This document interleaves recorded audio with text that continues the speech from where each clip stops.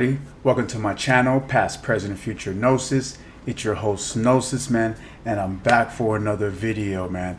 And before we begin, I want to thank everybody for taking the time to watching my prior videos. One of them is, did the creators of the Bible use old mythological stories to form the Bible? And that video has done numbers, over 1,000 videos in less than 12 days. It was amazing, and I thank you all for taking the time to watch in that video. But without any shadow of doubt, let's get straight into this video. So now, I wanted to make this video because prior to my last video, I've seen in the comments section a lot of Christians and Catholics all disowning everything that I presented in my last video. And I please watch the video to its whole totality, because you can't judge something until you watch it. So after seeing the comment section, and it rose to me, it's just, if all you're hearing this for the first time, why isn't any Bible historians, any pastors talking about? So that's why I labeled this video, What Your Pastor Won't Tell You About the Bible. And we're gonna dive deep into all of this, and you can all look it up. It's in the Bible. We all have internet nowadays. So you all can look all this up without any of a shadow of a doubt. But before I begin, like I was saying about my last video, you need to watch that, because I just blew portion of that out the map of this video. I can actually make this video just concerning that, because in my last video I showed you about, I will talk about a little about this, I showed you how Japheth in the Bible connects with Iapetus in the Greek myth, and you're seeing that headline here, and you can all take your time and look this up. And it's crazy because I showed you all this. And another thing, I made another video talking, it all went onto Bible Hub and Bible Gateway, and I showed you about the word Remphian, as you're seeing here, correlates to Saturn. The Jews were worshiping the planet Saturns way back into the Old Testament. And this should all just open your eyes to the totality of this video. And again, this is why I'm making this video, because why isn't your pastors talking about this? So again, you can all watch that on those videos. I'll leave it up there in the link so you can all watch it out, but please watch that video. But let's give you more examples, so how we can actually crush this, so that any Bible worshiper, Christian, Catholic can, and I challenge you all, anyone watching this is not no attack, but this is just truth, people. This are just facts, down to the pinpoint. I challenge you all, after watching this video, go back to your pastors and ask them about these certain questions, and I want you to tell me the answers that they give back. And don't be judgmental, be open-minded about this. Go ahead and ask them. I challenge anybody about that. But anyway, let's start with one example that I want to start with, and that's with the King James Bible. Of course, this is one of the foregoing Bibles that we use here in the United States. So I know everybody is really accustomed to this Bible. So without a shadow of a doubt, let's get straight into this, and I will give you an example as I was saying into this. So let's start here. Most High and Mighty Prince Iams by the great, wait, what? Prince Iams? Wait, there's supposed to be a J there. What did I tell you, ladies and gentlemen? The J was invented for the Italian language by Gian Giorgio Trisina in the year 1524. It was initially used as an alternative way of writing I. In Roman numerals, the English letter J did not come into existence until the end of the medieval time. And I got some of you Christians and Catholics out here parading over here, calling him Jesus. Come on now. Did you do the research? Look, a letter J was invented for the Italian language by John Sugar in the year 1524. Much later, in the 16th century, a Frenchman called Pierre was the next person to separate I from J. I mean, like, come on. Boom, ladies and gentlemen. I feel like I'm just only, 10 minutes into the video, and I already just crushed the Old Testament, the New Testament, and the Savior. As you can see here, the letter J wasn't invented. It was replaced with I. His name was Iusis. Elzeus. But if you don't believe this, I have another book that I want to show you where I got this reference here, as I'll show you here. So we have this book, Esoteric Structure of the Alphabet by Alvin Bode-Kuhn. This is a really good book. You guys really should get this. And here on page 14, and I have it highlighted here, the configuration of the I was changed or enlarged to include in its shape the suggestion of the turning upward for the return. It might most significantly then be said that it was turned into the letter J. With more definiteness, the J form could be bespeak the masculine divine. Ooh, that's a strong one, ladies and gentlemen. Then the vowel feminine or the androgynous aspect. Also in this form, it could be more fitly prefixed to the other vowels as ja, je, jo, and ju. With this important change, the number of divine name begins to multiply exceedingly. And I'll finish up here a little bit. It is impossible to by this time of the turning of the I into the J. The two are essentially the same letter still in Latin, without calling the attention to the astonishing significance of the fact in the relation to one of the key words in the biblical allegory of the soul's descent and return. Ladies and gentlemen, the two are essential the same letter still in Latin. I mean, wow, ladies and gentlemen. After showing you that book and showing you again, confirming that the I was used before the J. And this is no disrespect to my Hebrew brothers, because, I love you all, but you need to understand the letter I was used first before the J and before the Y. You need to understand this. And before I go any further, I want to show you a little controversy about this book that we all use and we all read, ladies and gentlemen. And yes, I've read it too, because you gotta understand this stuff, because it's all coded. If you've been watching my other videos, all of this is coded. But let's get straight into this book that I want to talk about and what it says. As you see here, the King James Bible controversy. Ever since the late 1950s, when modern language translations of the Bible began flooding the market, the King James Version had stood at the center of a controversy that has only increased in volume. Why all these new translations?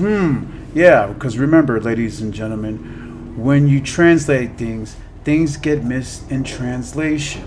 You can learn this with the Spanish language, with the English language. This is all common to any etymologist. So let me just continue here. Why fix something that's not broken? Critics of newer translations range from those who complain they're of poor quality to those who accuse translators of deliberately distorting scripture. Deliberately? Arguments about the relative quality of Bible translations are hardly new, but some push the issue past any reasonable limits, finding fault with modern language translations, accusing them of corrupting scripture. of undermining Jesus, remember, aka Iusis, or the Holy Spirit's divinity, of removing words, or of inserting New Age or even satanic philosophy, and their actions are often as radical as their rhetoric. So, now, ladies and gentlemen, what this book is saying is that people have been debating about this since even the 1950s and trying to understand why all these translations. And if you've seen my other video where I went into deep detail about the Greek Septuagint and how there are all these other Bibles. We have the Bishop Bible, the Codex Sinaiticus, I mean, all these translations. And then when it comes with translations, things are going to get misspelled. Things have different definitions. So, if you know for a fact, which I just showed you about Jesus, and that the I was used there first, and that they had to revise it, because now if you look with the new Bibles, you see that it's all revised. Why would you believe anything that would come from this? Point blank. Period. This was supposed to be the almighty word of God.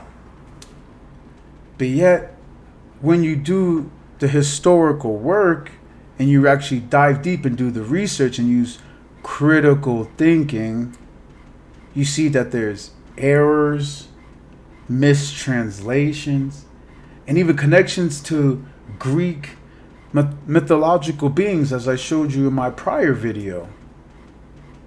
I mean, again, ladies and gentlemen, I just want you all to think for yourselves and use some critical thinking into all of this. This should be really raising some eyebrows right now, ladies and gentlemen. But I know this is only a little bit of examples, and I have so much more to go, honestly, because it doesn't even stop there.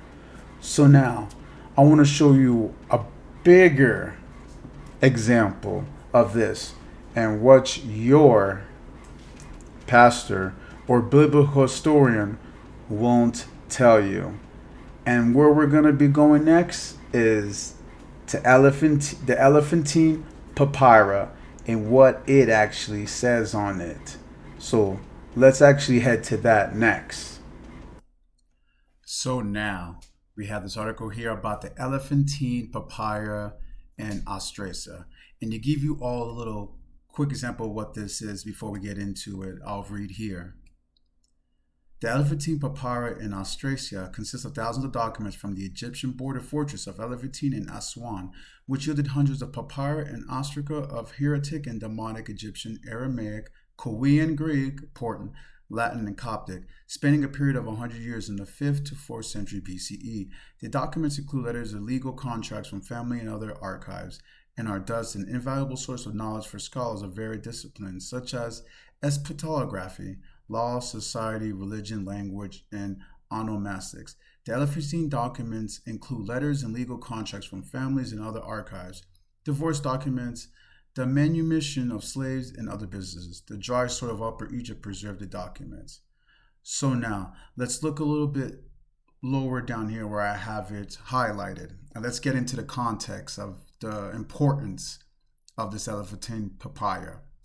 A number of Aramaic papyri document the Jewish community among soldiers stationed at Elephantine under Achaemenid rule from 495 through 399 BCE. The so-called Passover letter, now read this, ladies and gentlemen, of 1419 BCE, discovered in 1907, which appears to give instructions for the observance of the festival of unleavened bread. Though Passover itself is not mentioned in the text, is in the Egyptian Museum of Berlin. So that should be really worrisome to all you all looking at this article right here, because it specifically says that they had no prior knowledge of the Passover in the extant text. And it's going to get a little bit deeper when we look more into this Elephantine papyri, but that's just one example of this time. This should be well documented, a close with Moses. But let's continue here. Historical significance of the Jewish documents. The Elephantine papyri predate all extant manuscripts of the Hebrew Bible.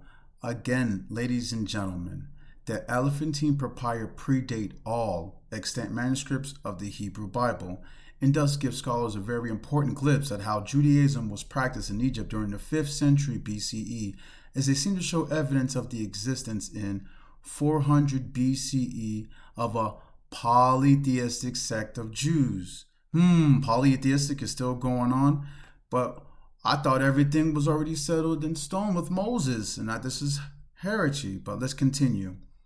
It is widely agreed that this Elephantine community originated in the mid-7th or mid-6th centuries BCE, likely a result of Judean and Sumerian refugees fleeing into Egypt during the times of the Assyrian and Babylonian invasions. They seem to have had no knowledge of a written Torah of the narratives described therein. Again, there is no knowledge of the written Torah or the narratives described therein. And this is supposed to be a sect from the Jewish community that is living in this area around 400 BCE. Again, ladies and gentlemen, how is this not common knowledge to these people? It's kind of looking like there was nothing established at this time. If you're thinking conclusively, using critical thinking, this should already be set in stone for them, but it's not, according to the records. But let's continue on with this article. Also important is the fact that the papyri document the existence of a small Jewish temple at Elephantine, which possessed altars for incense offerings and animal sacrifices, as late as 411 BCE, ladies and gentlemen. Such a temple would be in clear violation of Deuteronomic law, which stipulates that no Jewish temple may be constructed out of Jerusalem. It should only be at the Holy Lands. There should be no temple dedicated to any god. Well, it should be only to Yahweh anywhere else but in Jerusalem. Let's continue. Furthermore, the papyrus showed that the Jews at Elephantine sent letters to the high priest in Jerusalem asking for his support in rebuilding their temple, which seems to suggest that the priests of the Jerusalem temple were not enforcing Deuteronomical law at the time. Cowley notes that their petition expressed their pride at having a temple to Yahweh or Yahweh. No other god is mentioned in the petition, and gave no suggestion that their temple could be heretical.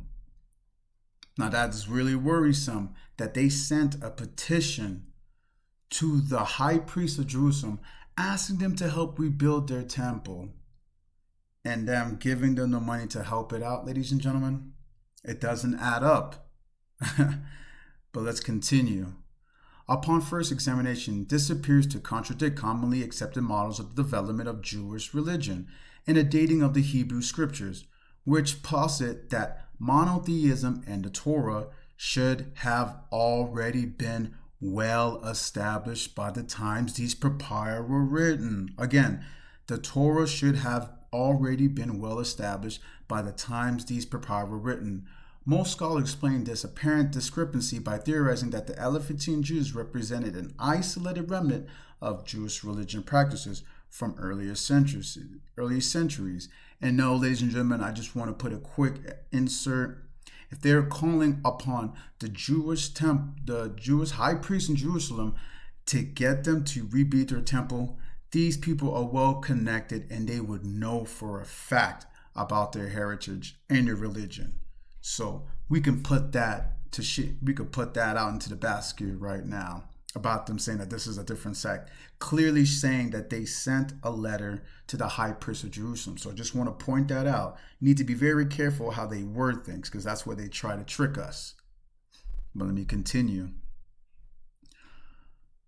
Or that the Torah had only recently been promulgated at the time. And here's the kicker, ladies and gentlemen.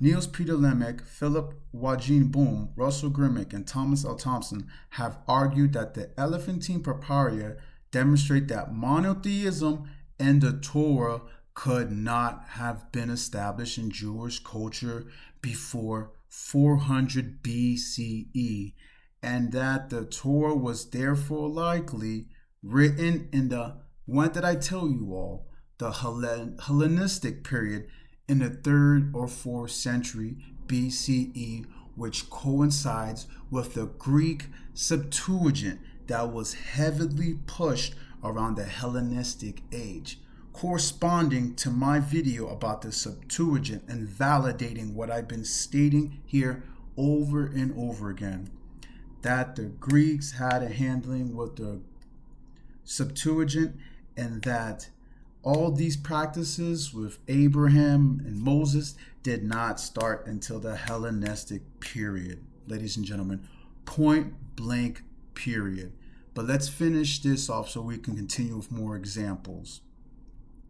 The Jewish temple at Elephantine. The Jews had their own temple to Yahweh, which functioned alongside that of the Egyptian god Num, along with Yahweh and other deities. Now hear this, along with Yahweh, the Hebrew God, and other deities, Anaphathel and Ashamphathel, seem to have been worshipped by these Jews, inviting polytheistic beliefs. Ladies and gentlemen, other scholars argue that these deities are merely hypostases of Yahweh and dispute that the idea that the Elephantine Jews were polytheistic. But clearly it shows that they were polytheistic if they're honoring other gods in this temple, ladies and gentlemen. And this is a big revelation because, like I stated, the Elephantine papyri predate any Hebrew document. So this is the life of these people around this time before the Hebrew Bible was even constructed or even being run through the masses, ladies and gentlemen, as I just showed you all. And what preacher or biblical historian is going to tell you this or show you this? They're hiding it from you, ladies and gentlemen. This is why you have to do the research, as I explained. But this isn't all, and it gets deeper as we go further in this video. So please take notes and watch this video in its whole totality, because it's about to get crazy as we move on to the next subject. So now, as we go into the etymology of the word Yahweh and where it has its upbringings, I have to remind you again, because I'm going to beat this freaking horse with a dead stick. You need to understand that the Greeks had a handling to the making of the Old Testament and the New Testament. As I explained in my other videos, it was written all in Korean Greek due to the Hellenization that was happening after Alexandria took over this area. So I remind you, please, because you're going to get really lost and confused, but you need to remember, which I showed you in my the making of the Septuagint video, that the Greeks made the Septuagint plain as day, and it was used all the way to Saint Jerome. So please remember that. So we need to see, the point I want to make here is that we need to understand what the Greeks named Yahweh instead of the Hebrews, because like I said, the Greeks were first into the handling of the Old Testament. So just keep that in mind as I read this excerpt here. So, like I was saying, Greco-Roman syncretism. Yahweh is frequently invoked in Greco-Roman magical texts dating from the 2nd century BCE to the 5th century CE, most notably in the Greek magical papyri under the names Iao. And that name is going to be really detrimental to this research, because we're going to dive deep more on that word and another word, but I will finish off this paragraph. But I wanted to make it a key point, so that's why I have that highlighted, Iao, because this is going to blow your mind. But let's continue. Adonai, Sabaoth, and Elua. In these texts, he is often mentioned alongside traditional Greco-Roman deities and Egyptian deities. The archangels Michael, Gabriel, Raphael, and Uriel, and Jewish cultural heroes such as Abraham, Jacob, and Moses are also invoked frequently. The frequent occurrence of Yahweh's name was likely due to Greek and Roman folk magicians seeking to make their spells more powerful through the invocation of a prestigious foreign deity. So that's really important now. So now, as you can see clearly that the Greeks and the Romans invoked Yahweh in different names. And one particular name was Yao.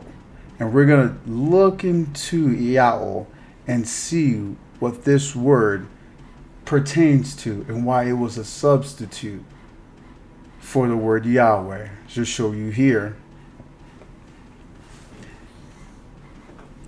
Iao, ancient Greek, alternative forms, Eal. Just as you guys saw, one of the names that the Greco-Roman used to use for Yahweh. So just want to make sure no one gets confused. So here's the etymology here. From Aramaic Yahweh, related to the biblical Hebrew Yahweh, and written used by the Hellenistic Jews in the Septuagint before the Christian era. Just as I was explaining earlier, that I wanted to make it a point across that you understand that this word Iao was used first before we get the Hebrew Yahweh in the Old Testament. So let's continue here. It was written used by the Hellenistic Jews in the Septuagint before the Christian era, when it became standard to substitute Kyrios, Lord. It is unclear whether the Greek term initially represented Iao or Iaho. The former persisted among the Jews and Christians into late antiquity. In the 4th century CE, Jerome, who's really important, we'll talk about him real quick, who translated the Latin Vulgate Bible from Hebrew and Greek, mentions both Iaho and Yaho or Yaho, the latter matching the translation of Aramaic Hebrew. The shorter, not shortened form, Yah, mirrors the Hebrew Yah. So, what I want to show you is that before all this was going on, and we have Jerome, who translated the Latin Vulgate Bible from Hebrew and Greek. And if anybody wants to know who Jerome is, we'll talk about him real quick. He is best known for his translation of the Bible into Latin, the translation that became known as the Latin Vulgate, and his commentaries of the whole Bible. Jerome attempted to create a translation of the Old Testament based on the Hebrew version. Remember, the Greek was verse, so now when you go into Hebrew, things will be lost, ladies and gentlemen. Rather than the Septuagint, as prior Latin Bible translations has done. His list of writings is extensive in addition to his biblical works. He wrote polemical and historical essays, always from a theological perspective. So now here's where it gets really interesting with Jerome and his translation. He began in 382 CE by correcting the existing Latin language version of the New Testament, commonly referred to as the Vetus Latina, which used the Greek Septuagint. So here's the separation, ladies and gentlemen. By 390, he turned to translating the Hebrew Bible from the original Hebrew, having previously translated portions from the Septuagint, which came from the Alexandria. He believed that the mainstream rabbinical Judaism had rejected the Septuagint as invalid Jewish scriptural text because of what were ascertained as mistranslations along with its Hellenistic heretical elements. He completed this work by 405. Prior to Jerome's Vulgate, all Latin, now this is important, prior to Jerome's Vulgate, all Latin translations of the Old Testament were based on what, ladies and gentlemen? The Septuagint, which I showed you again that the Greeks made it themselves, not in Hebrew. Jerome's decision to use a Hebrew text instead of the previously translated Septuagint went against the advice of most other Christians, including Augustine, which we all know Augustine for sure. I know all the Catholics and Christians know Augustine, who thought the Septuagint inspired modern scholarship, however, has sometimes cast doubts on the actual quality of Jerome's Hebrew knowledge. So to make a quick little insert, so it was Jerome that went against the grain, which everybody was saying, like everybody, as you've seen, everybody was using the Greek Septuagint.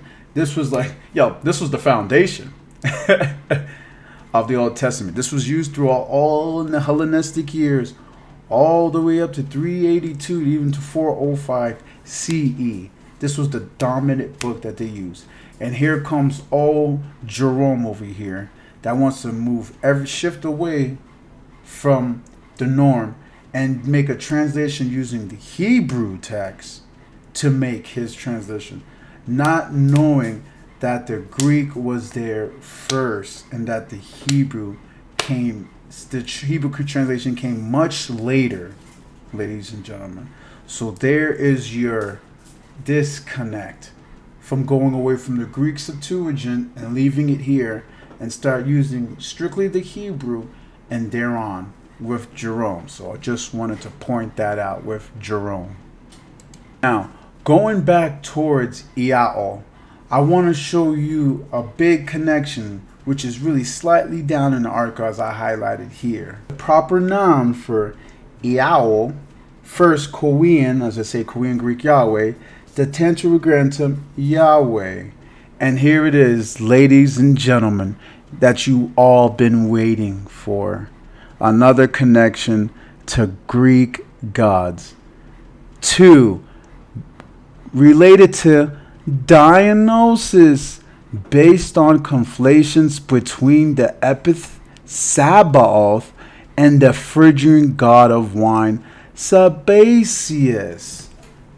And I know all my Greek historians and Greek mythological viewers right now are just like this, like, what?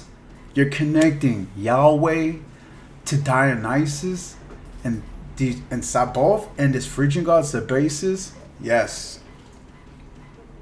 Yes, I am. And it's all here for you, ladies and gentlemen. It's all for you to see. So, we all know a little bit of Dionysus, but who was Sabaoth and Sabaeus? Now, let's really dive deep here, because this is going to shed some light into the Christians and all you religious folks. And remember, this is no attack. This is just facts, ladies and gentlemen. And this is me just doing deep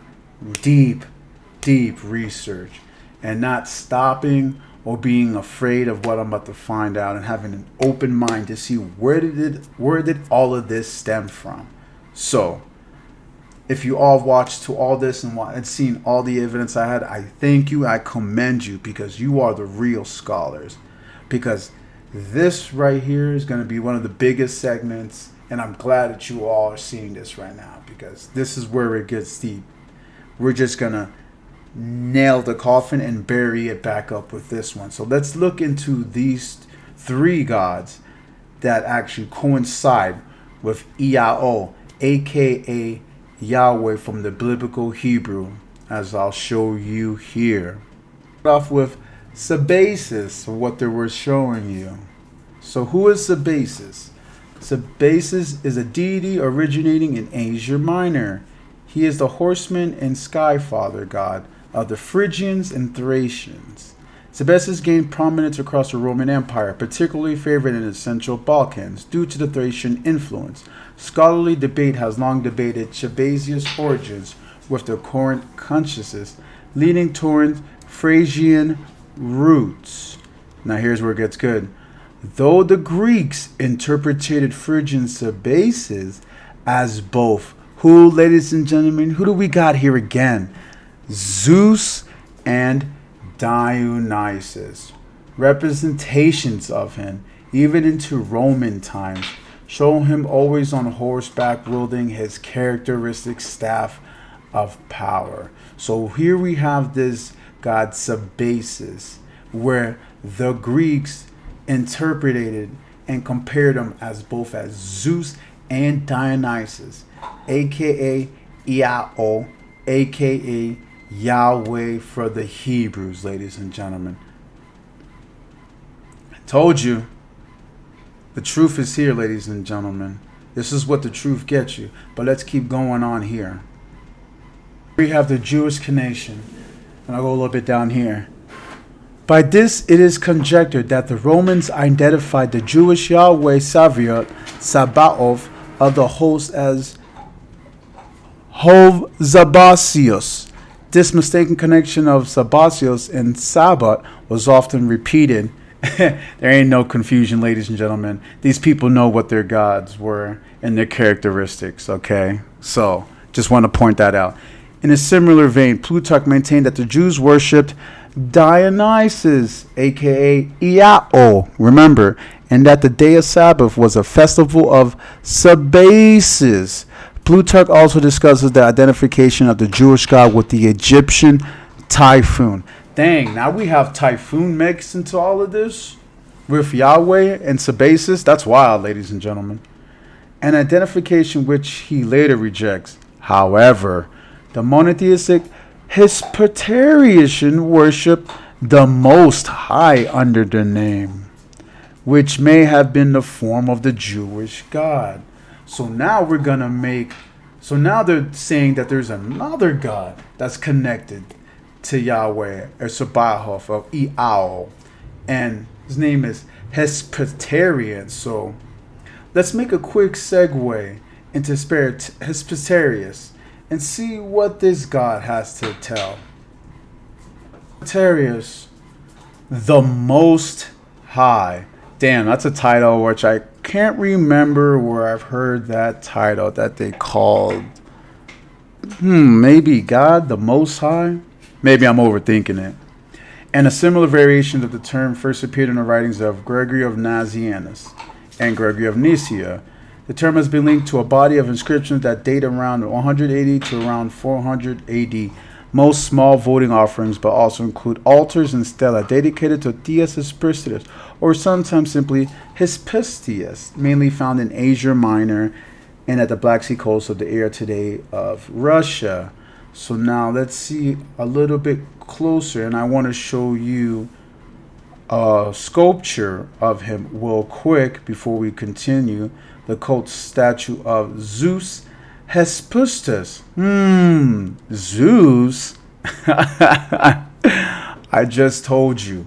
We're making the connections, and I'm showing you again. This isn't me, ladies and gentlemen. This is what they're presenting. They're showing you the connections. Again, Zeus is being intertwined with Iao, with Yahweh, with the Hebrew god Yahweh, and now formed into another god, Hypsistarius. So let's keep going here. Interpreting the evidence, I have it glued down here, highlighted, but I want to actually look more. Contemporary Hellenistic use of Hypsistos as a religious term appeared to be derived from and are compatible with the term as appears in the Septuagint, again, from a much earlier date.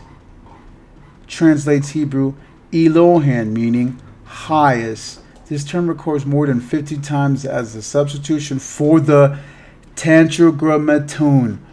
And what is the Tetragrammaton, ladies and gentlemen? Come on. The name of God, or in direct relation to God, most often in Psalms, Daniel, and Sirach. There it is, ladies and gentlemen. There is the connection again. And I'm giving you these articles, and once again, I ain't going to college for any of this to be a historian, ladies and gentlemen, like all these other people.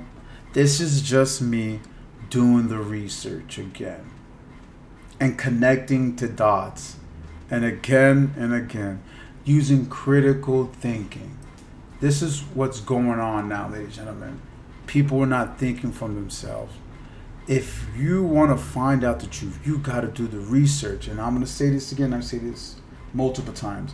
You have to be crazy about this research. I stay up late at night, ladies and gentlemen, late at night, looking up all this information, trying to connect this dot. I lose time with some of my family. I lose time with some of my friends. But I spent so much energy into figuring out what's all this? Why are we here? What's with the connection? What's with the translation, the lies? What's going on? And this is why I made my YouTube channel, to show other people that you could do the research, and it's all in books and there's other historians talking about it. You can't follow mainstream, ladies and gentlemen. You have to go outside the grain and look at these other scholars that are talking about this subject. And this is why I give you all the references, everything, so you could do your research. I'm not like these other YouTubers that's just gonna splatter something up, and they don't even tell you where they got it from, how you can look it up, or if it's tangible. This is what separates me from the rest of them. And yes, I show a bunch of articles, and I will say this, I do use a little bit of Wikipedia, but once I say it again, Wikipedia is a good tool because it gives you the references, and that's how you check these people and what they say, by getting their books and reading it, because they'll reference you to other books. But now, you know what I see, ladies and gentlemen, people don't even want to read nowadays. I mean, no offense, like, yeah, you can get a Kindle, you can get those ebooks, but tell me this, and your battery dies and your Kindle charge, are you going to be able to read these books that you have downloaded? No. You see, you won't be able to, ladies and gentlemen. This is why I am a big component when it comes to books. This is why I preach so much of having books, books, books. I probably have over $4,000 worth of books at my place right now, ladies and gentlemen, due to this research. But I apologize for rambling, but I just need you all to understand that this is all here. But you have to be open-minded and be willing to put in the work to find all this. But anywho, just wanted to put that across, and let's continue where we left off. And to finish off with this little segment that we kind of went off for a little bit, the history and hypothesis on origins. This cult may have formed as the native Cappadocian cult of Zeus Zabasius integrated with the cult of Yath Sabaoth, practiced by the numerous Jewish colonies. Again, ladies and gentlemen, Zeus is being intertwined with Iao and Dionysus, and who else? With the Hebrew God Yahweh. Why isn't anybody preaching any of this to any of us? Because they want to keep you in the dark, ladies and gentlemen. And mostly, I'm going to be the one to say it. They don't even know themselves, ladies and gentlemen. We have some of these preachers with all these mega freaking churches preaching to the sheep. I hate to say it. No one's going to awaken and do this research. Has any of them brought any of this attention to you at all? Name me one preacher or historian, biblical historian, giving you these facts, ladies and gentlemen, like how I'm delivering or giving it to you. But I just, like I was saying, I just put the dirt back on, but I want to level the dirt now because the coffin's in there. Oh, it's there, all right, with the dirt, but let's make this a little plumb and leveled out. You can catch all that on the way home, because I like to square my actions. But let's go back to Iaho real quick. and let's finish this off.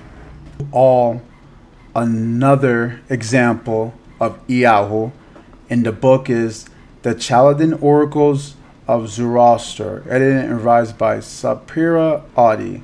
It's a good book, ladies and gentlemen.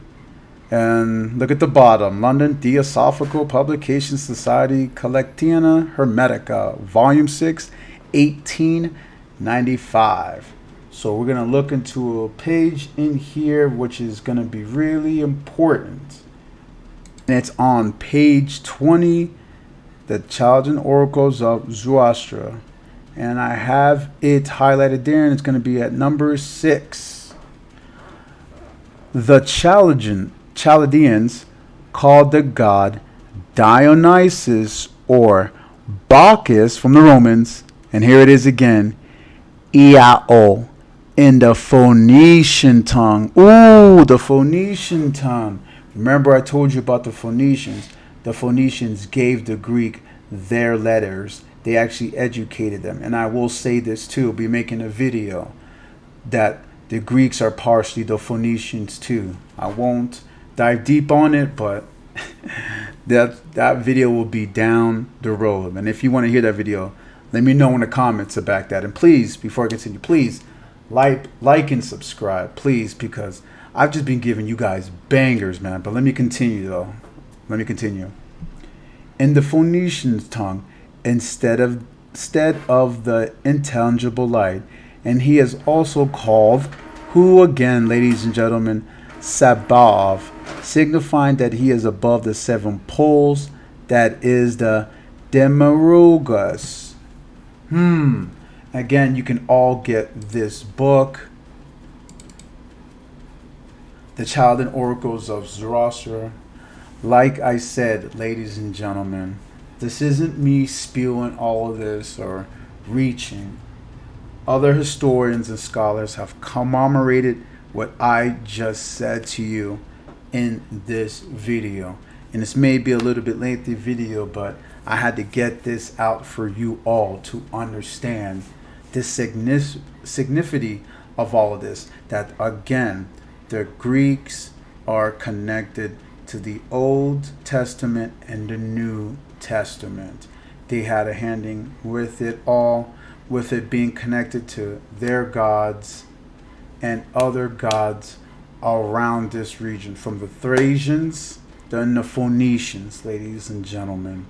This isn't some new god that was just derived out of here. No, they took bits and elements from other gods to bring this to light. And this is a big shocker to most people. But let's continue. So now, looking into the word Iao and showing you that it was connected to Dionysus, Sabosola, Zeus, and Herestides, I want to look into Iao and where some other people, societies, have actually used this word and the totality of it all. So when looking into this, I found this, as you see here. Iao stands for Alpha Omega, remember from the Greek, or in Greek, Iota Alpha Omega, and is a symbol for the cosmic divine concept of I am. Where have you remembered that? Ladies and gentlemen, I am that I am. Who did God give that verse to and told him that that is his name? Come on now. Iao was the esoteric name of God in the ancient mysteries. Helena Blavatsky, I'll be making a video about her because she's really important, explains that the names originate even before the Greek or Hebrew cultures, referring to the Chaldean and the Indian cultures, in which she proves this is true because I just showed you all that is exactly where all of this stems from. So as we see further here into Iao, I want to show you an excerpt from a book, Greek and Roman Magic. So So let's start right here, ladies and gentlemen. Dre comes with meal and 8 comes of cheese, pronouncing the spell, and write his name and place it beneath the tripod. And here's the Lord's name, Iao. Who else did they have here? The light bearer. I thought that was supposed to be extremely for Lucifer. Give up the thief whom I seek. If any of these swallow not what is given him, he is the thief, ladies and gentlemen. And this is drawing down the moon from a Greek vase circa 200 BCE, as you're seeing here, ladies and gentlemen. Them invoking Iao, the light bearer, aka Zeus, aka Dionysus. Come on, ladies and gentlemen. There you have it, ladies and gentlemen. All the evidence I laid out for you strategically so you can see how this is all just factual.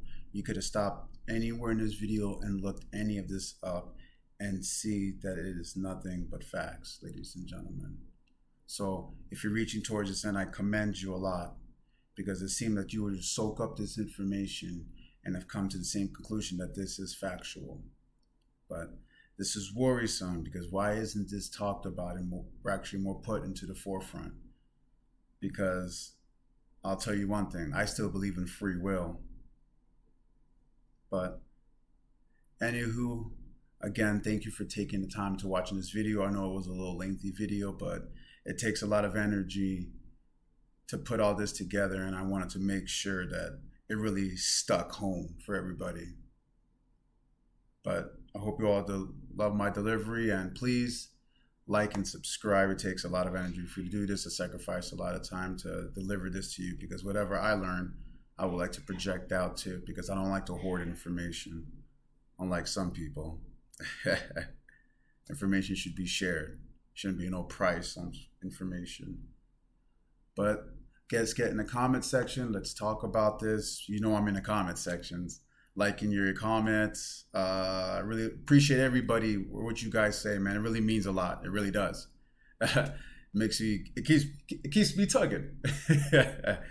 But I do appreciate every last comment. I see everything. So thank you all. I see the controversy, the good and the bad, but I still respond. So thank you guys, man. You guys really show me that you guys really enjoy this, and I just want to just keep delivering factual information. And guys might hear my cat back there.